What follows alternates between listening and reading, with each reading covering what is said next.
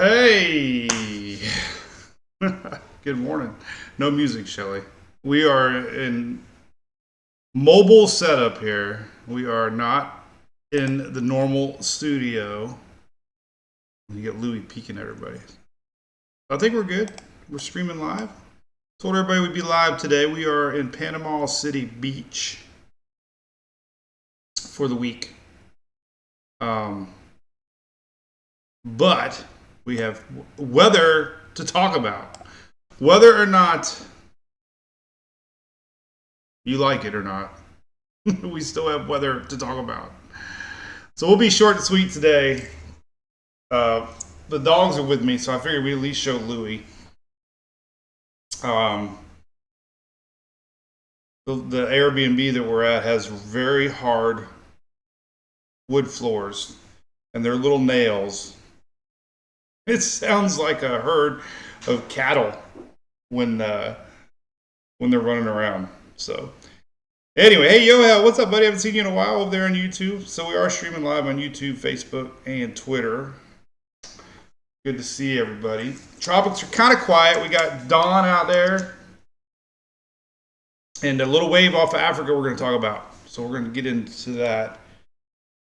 So you're going to hear the pitter patter of these feet here because Hunter is over there ready to pronounce his brother. So let's say goodbye, everybody. He's ready to go. Now listen, I couldn't live here. Word of advice: if you ever get new flooring, you should probably take your dog and let them walk on it as samples because these little guys are loud, extremely loud. There's my lightning bolt.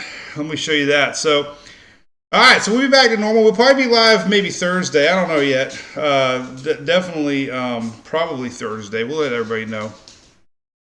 We'll be back home Monday next week, and pretty much the rest of the season, we should be pretty much daily, Monday through Friday, as the season ramps up. Remember, we're only in middle July right now, and typically it's quiet. So, hope everybody's doing good. What's up, James? What's up, Brian? Joe? Scott? Kelvin, what's up? We're not talking about a GFS, Kelvin Gomez. No. Good morning, Lydia. Good morning, Kevin. Yeah, from Panama City.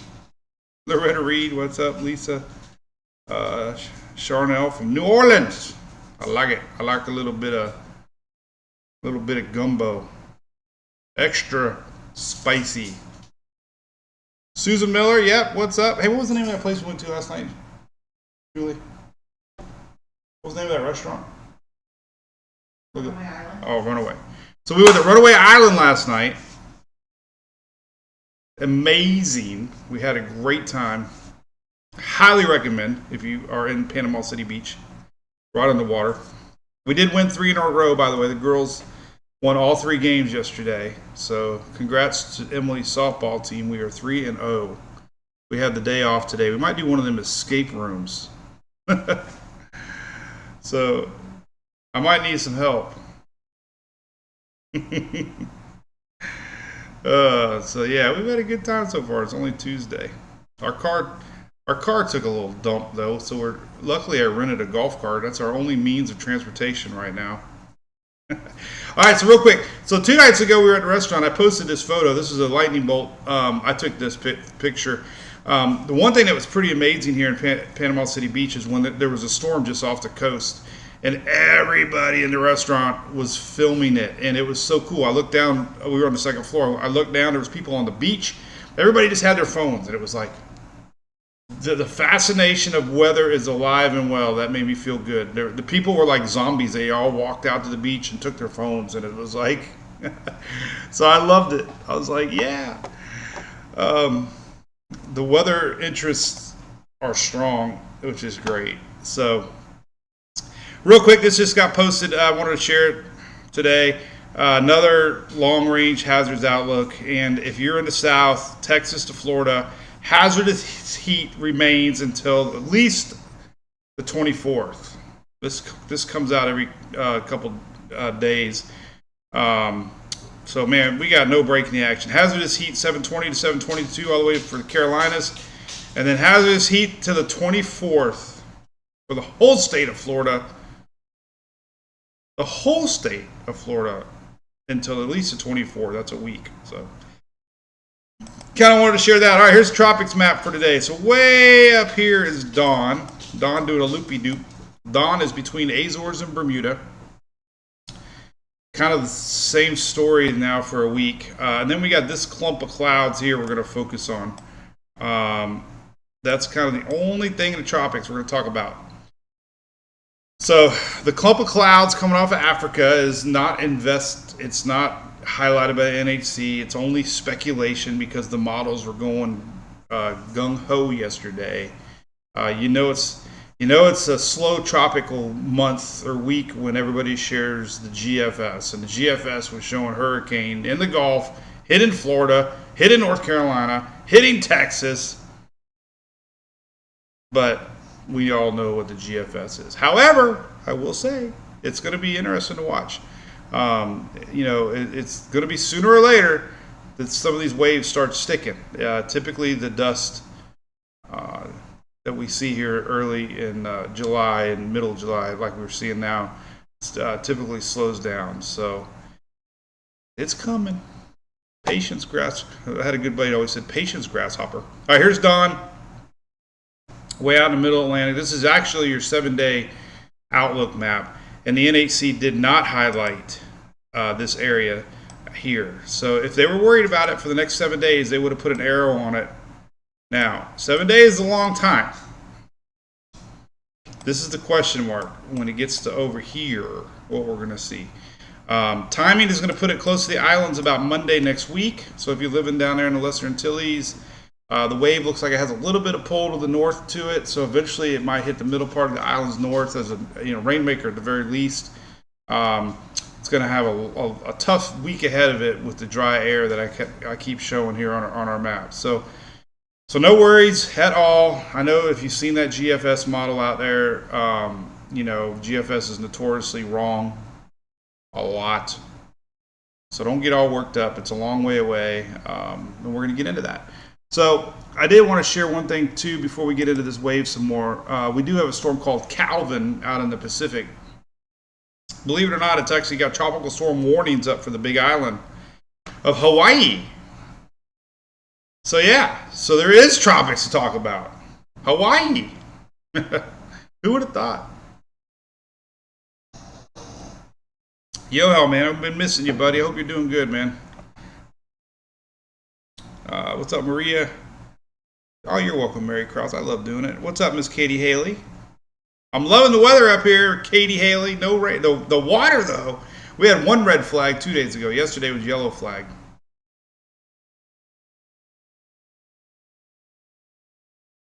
Lauren, good morning from Bradenton. Is it storming down in Bradenton? That's my hometown. And the Rays lost. Yes. Trent Hogg, hey buddy, good morning. Becky, good morning. Good morning. I got a text from my Cat 5 guy. I'm gonna have to text you back if you're listening. I want to hook up. All right, so here's Calvin. So you would think Hawaii sticking out there in the middle of the Pacific would be like hit all the time with hurricanes, right? Well, it's very rare. Very rare. Usually there's a high pressure in place in the Pacific that blocks the weather out there, keeps storms going around Hawaii. That's why they have beautiful weather a lot. Another thing is there's usually really cold water out there, and usually that helps disrupt systems. And because we're in El Nino right now and the waters are warm in the Pacific, there you go. Tropical storm, Calvin. Start feeling the effects as early as tomorrow for that. So I put the link on the website if you're curious. Mike's Weather page. There should be a link right here, and it goes to the NWS page. And you can click on everything and get an idea. Winds, key messages. Let's see what they're saying. Heavy rain, high surf, strong winds, all that good stuff. So there you go. All right. So let's close that. The other thing I wanted to share real quick, we just talked about the dust. All right, so here is the current map showing dry air and dust coming in off of Africa. So right now we currently have a huge plume of dust out there. That's actually the Sahara Desert. It gets the dust gets lifted up, and then it rides along the Atlantic in the middle atmosphere, uh, and it helps dry up thunderstorms activity and makes it hard for waves to survive because they start ingesting this dry air.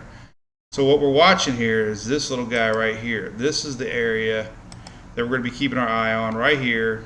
My little pointer's not working. Oh well.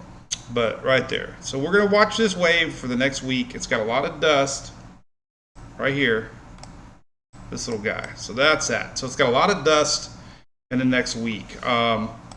Interesting little note too on Twitter I found last a couple days ago. I think I retweeted it. This was from Michael Lowry. Showing the average dust this year compared to other years. Believe it or not, we're way below normal in the dust across the Atlantic. It could be partly why the Atlantic is warming up so fast, because typically we have a lot of dust early season. It keeps the Atlantic a little cooler. It acts like almost like a shield, like window tint. But the dust this year, compared to average, has been quite a bit lower, and that's through the months of April, May, June, July. We've got kind of back to normal again. But that was an interesting thing I ran across.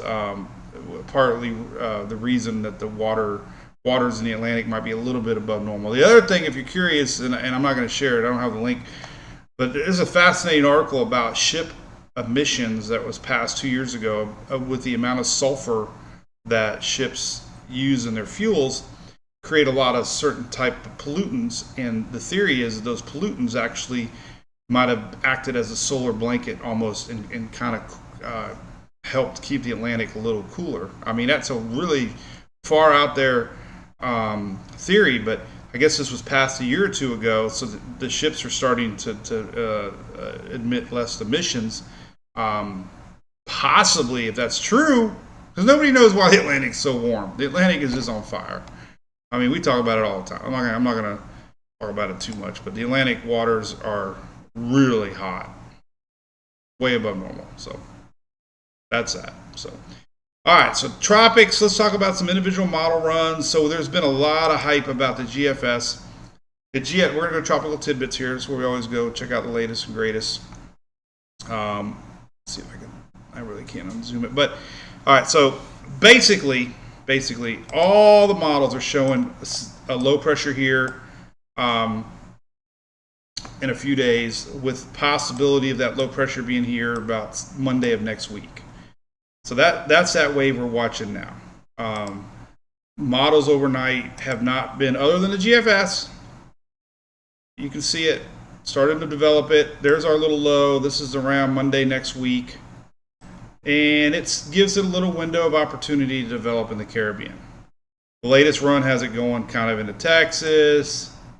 Let's see what the overnight 00Z run did. I didn't even watch it. It actually developed it a little earlier. Had it curving out to sea. This is, next week. Yesterday, the GFS had it. We just don't think the GFS is very reliable, and the GFS kind of kept it weak through the Bahamas. 12Z yesterday, I think it went into Florida, so you can just see that it's all over the place. But the main thinking is this: it's something to watch. All right, some other reliable models, of course, is the Euro. The Euro is King Euro, they call it. It has not shown much development. It has, however, showed weak signs of our low here next Monday, with low pressures going through the Caribbean, next week around Wednesday. I did a TikTok video. This was about 10 days from now in the Caribbean. It's just important to note that the Euro is a pretty good model, and it's not showing much development. But that's how it does. It usually starts out a little under aggressive, if that's such a thing. Here's the icon, which everybody knows I love. Here's a few days from now in the middle Atlantic, and then of course approaching the islands as a little low next Monday. You can see the little bubble there, and that's as far as the icon goes. So that's it. I mean, all we got to do is watch, wait, and see. The main thing too is that the important thing, high pressure is very consistent on all the runs. So whatever comes across likely is going to be not recurving.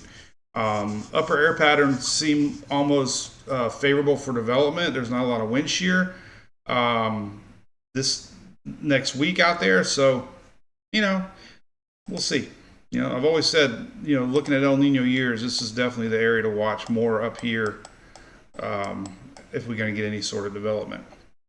So Canadian model's been kind of showing the same thing with some sort of development as it kind of nears. So, there's nothing, if you're tuning in, there's nothing to worry about. As we do here on the page, we speculate a lot and we look at possibilities, and we're definitely watching this area entering the Caribbean. But overnight models are not any more aggressive than they were yesterday. In fact, if anything, they're just a little bit less aggressive. But the reason you got to keep watching this is the long range Euro ensembles, which I love, consistently has been showing. Let's go back to, I don't know, as far back as it goes. So here is your last several runs of the Euro. Now, remember, there's 51 different members, so you've never had more than 25. So there's always been less than a 50% chance. But as you can see, a couple runs ago, development mainly past the islands. There's a couple runs on that 00Z. There's a little bit more 2 days ago. You can see quite a bit, showing you that a little less the next run, a little more the next run. So you see the flip flopping on the Euro. This was overnight 2 nights ago, not overnight last night, not like Morgan Wallen last night, the night before. So this would be Sunday night. You can see quite a few ensembles. And then yesterday's 12Z, 12 hours ago, there's quite a few. And then overnight last night, a little less again. So that's the big question mark. Definitely watching it. Again, timing would be here on, let's say, Monday. And if it got anywhere around here, it'd probably be like Wednesday. And this is like next lot of days to watch these waves. So we definitely have a lot of people watching the islands. So, keep an eye on it. The trends have been a little bit tugged to the north. The NHC did not mark it this morning. So there's no official concern in the next 7 days for any sort of development, which is good. We'll see at 2 o'clock. Their next update's at 2 p.m. Here's your ITC Z line there, and you can kind of see where dawn is. Look at that beautiful image. I love this graphic. It's the best. And right now our system's just a clump of clouds, and there's never a more picture perfect display of the intertropics convergence zone than this. This is beautiful. I love it. But look at the winds come down from the north. They come up from the south. And eventually they help spin a little system up. So this intertropics convergence zone definitely helps. And you can see a little bit of spinach here off the coast. Whether or not it's the beginnings or not. There's 850. So you could argue there's a few little spots trying to get going. I mean, there's a little bit of weak spin here right below the islands out there. But pretty cool, right? That's where it all begins. Back where it all begins. So, yeah, that's what we're watching. Real quick, before I forget, here's a good shot too, by the way, of our system dawn right now. And you can still, it's healthy. It's back to tropical storm state right now. It lost it for a little bit, then it came back, and now it's back to tropical storm dawn.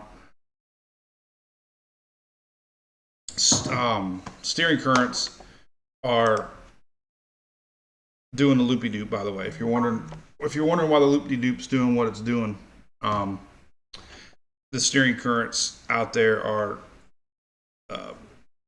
basically pulling and blocking. Here's the latest on Tropical Tidbits, by the way. We can take a look at the latest models. So, pretty much no chance of this thing affecting anybody in at least the next 5 days or so. So, good news, right? Dawn is loopy doopy, if there is such a thing. Loopy doopy Dawn. Weather today, though. Let's talk about this real quick. So, you got a pretty significant storm chance today that we need to watch. Middle part of the U.S. We have low pressure sliding across the upper parts here, and it's pretty much whipping in some storm chances throughout the day. Pretty strong chances, though, through Tennessee there and Mississippi. But here's the Northeast again. You guys and gals have been consistently getting rocked up there in the Northeast. A lot of flooding, Vermont, obviously, last week. So there you go. Today, low pressure. Now, it is going to do something in a couple days we need to keep an eye on. Here is tomorrow, and then on Wednesday, we can see some storms here developing in the Carolinas and down in South Carolina, North Carolina. So this is Wednesday. Our low pressure is going to be off here to the northeast, but it's going to be spiraling down some storms through Ohio and the Carolinas. So that would be what to watch for Wednesday. So there you have it, folks. Short and sweet. Good morning, Ben. What's up, Mr. Bob Parrish? Good, Mr. Tom. Appreciate you watching over there on YouTube. Appreciate it. What's the link there, Miss Shelley? What you got? Ow, man, my nose. Earthquakes in Puerto Rico. I didn't even catch up on all that. There you go. There you guys are talking about volcanoes over there. I didn't even know that. Drought map. Yeah, we can show you that. Jamie asking about Texas, West Central Florida, definitely. Thursday, there's always a new drought map. On the bottom of my page here, right here, boom, there's a drought map. And it updates on Thursdays. So Texas right here. We had a special request for Texas. I don't think we can zoom in any closer than that. Maybe we can. There we go. Well, South Louisiana is in a drought too. You wouldn't think that. Let that pop up. There you go. So Houston's in a D1 along the coastline there. Middle part of the state's an extreme. One little spot in Texas. What's up? What's up with that? One little spot in Texas. Louisiana, though, I didn't realize Louisiana's in a drought too here. Let's take a look at. Oh, no, not that state. That's Arkansas. Arkansas. Does anybody call it Arkansas? Anybody ever do an escape room? Ben, yeah, Canadian smoke. We can show you that. I did a little smoke report the other day, but there's your drought map for Louisiana. And of course, Florida, I've been sharing it a lot. West Central Florida, definitely in the mix. So here's your NWS map for today. Let me show you this. Let me show you. I got to close some windows here. This old laptop is not a very cooperative laptop. It does the job, but it's not the best. So as I do every morning, click on the old weather.gov site here, and you can see what's happening in a nutshell. You all know I love the nutshell. So all them little gray areas are air quality alerts, and for some reason the whole state of North Carolina almost was splattered air quality alerts across Tennessee and down in Alabama and Georgia. Heavy air quality alerts for the Northeast again. That's that Canadian smoke spiraling in.